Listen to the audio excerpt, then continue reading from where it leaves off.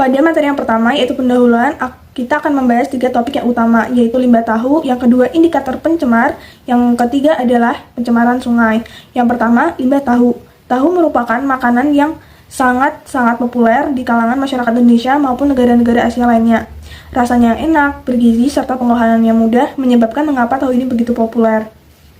Tapi, tahukah kalian bahwa proses produksi tahu ini dapat menimbulkan dampak negatif yang berpotensi untuk merusak lingkungan sekitar? Menurut BPPT tahun 2014, untuk membuat sekitar 80 kg tahu akan menghasilkan limbah padat dan cair sebanyak 2.610 kg. Berdasarkan data tersebut, dapat disimpulkan bahwa negara Indonesia menghasilkan banyak sekali limbah tahu.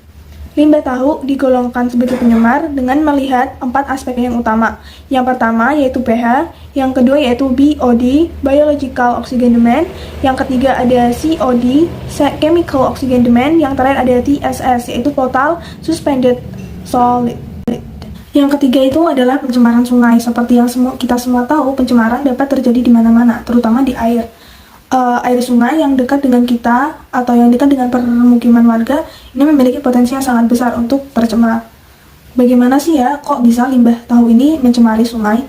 Seperti yang saya jelaskan pada poin kedua tadi, limbah tahu ini ternyata berdasarkan berbagai macam penelitian memiliki nilai BOD dan COD yang sangat tinggi. Apabila kedua nilai ini tinggi menyebabkan menurunnya kadar oksigen pada air yang melarutkan atau yang tercemar. Begitu. Kemudian limbah tahu ini juga memiliki nilai TTS yang tinggi. Apabila nilai TTS yang ini tinggi, ini dapat menutupi permukaan air sehingga menyulitkan sinar matahari untuk dapat masuk ke dalam air sungai. Sehingga algae atau tumbuh-tumbuhan air yang membutuhkan sinar matahari untuk berfotosintesis tidak mendapatkannya sehingga akan mati.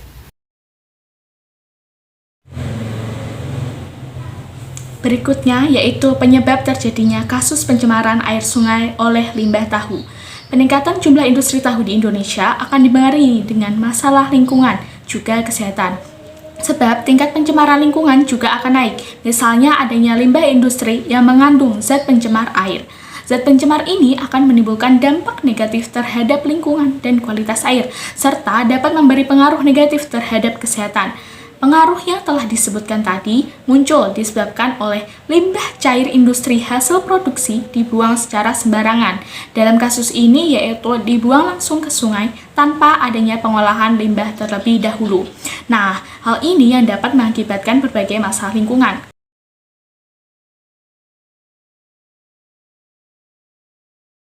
Kemudian terdapat juga faktor yang mempengaruhi adanya pembuangan langsung limbah hasil produksi ke sungai tanpa melalui proses pengolahan, antara lain yaitu yang pertama, kurangnya kesadaran akan kesehatan lingkungan dari pemilik pabrik, sehingga pemilik pabrik tidak mempunyai instalasi pengolahan air limbah atau IPAL sebagai alat untuk menyaring limbah sebelum dibuang ke lingkungan. Yang kedua, pemilik pabrik beranggapan bahwa biaya untuk membuat IPAL lebih baik digunakan untuk menambah biaya produksi, yaitu untuk membeli bahan dasar tahu. Dampak dari pencemaran limbah pabrik tahu terhadap sungai yaitu rusaknya kualitas air sungai yang dapat mengganggu mikroorganisme atau ekosistem yang ada di sungai. Selain itu, jika limbah tersebut langsung dibuang ke perairan, maka dalam waktu yang singkat akan menimbulkan bau busuk dari gas H2S, amoniak, ataupun fosfin sebagai akibat dari terjadinya fermentasi limbah organik dari tahu.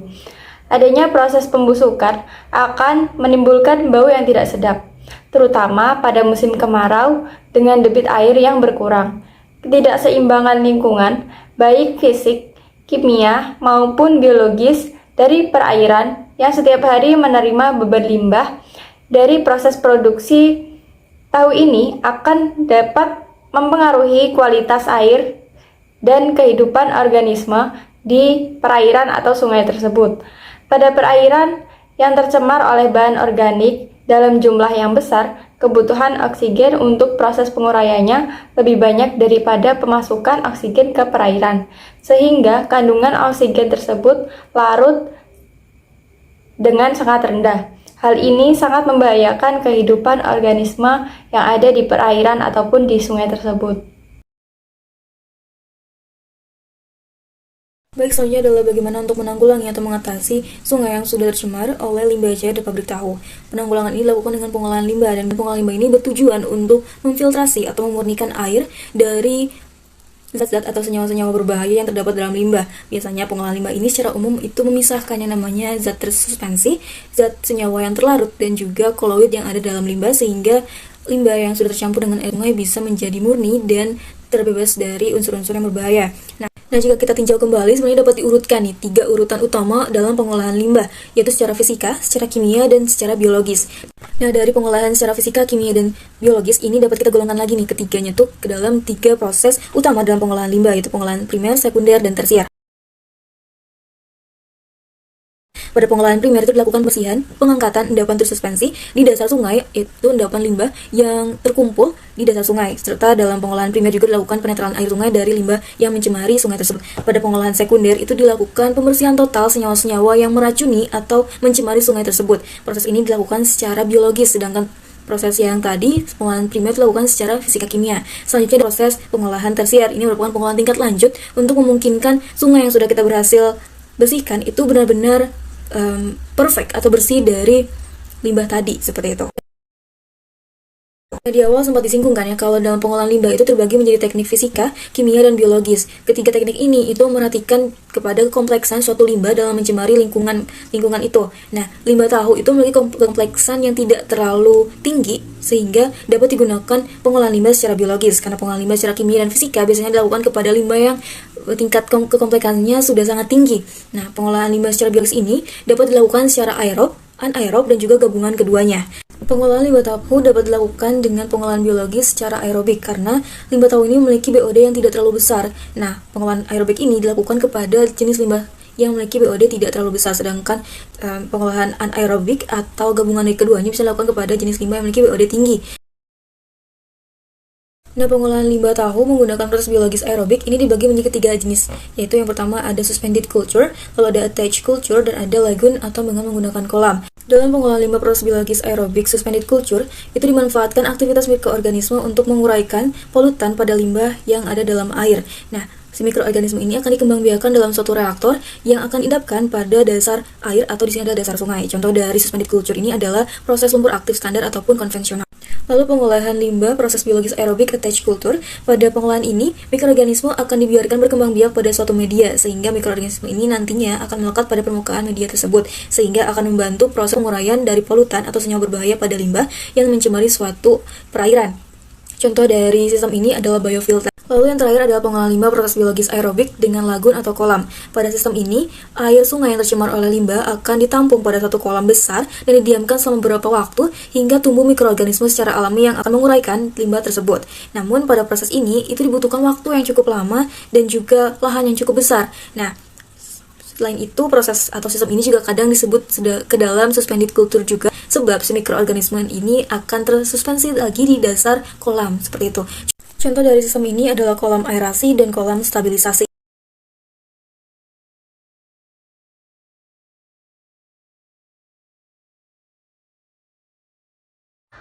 Oke, baik. Di sini saya akan menjelaskan tentang pencegahan dari pencemaran limbah tahu.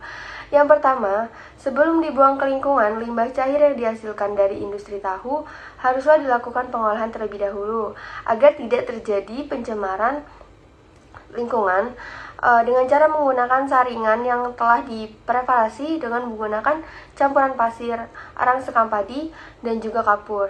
Yang kedua, pemilik pabrik tahu dan tempe dalam melaksanakan proses produksi tahu harus memperhatikan mengenai limbah yang dihasilkan, baik limbah cair, limbah padat basah, limbah padat kering, dan khususnya limbah cair, agar tidak membuang limbah tersebut ke lingkungan secara bebas. Yang ketiga, diharap kepada para masyarakat agar ikut berpartisipasi untuk menanggulangi limbah produksi tahu untuk meminimalisir dampak yang ditimbulkan oleh limbah tersebut, khususnya limbah cair tahu dan tempe. Dan yang keempat, pemerintah harus memberikan solusi dan juga arahan kepada para pemilik pabrik tahu untuk mengelola limbah sebelum dibuang agar tidak terjadi pencemaran lingkungan.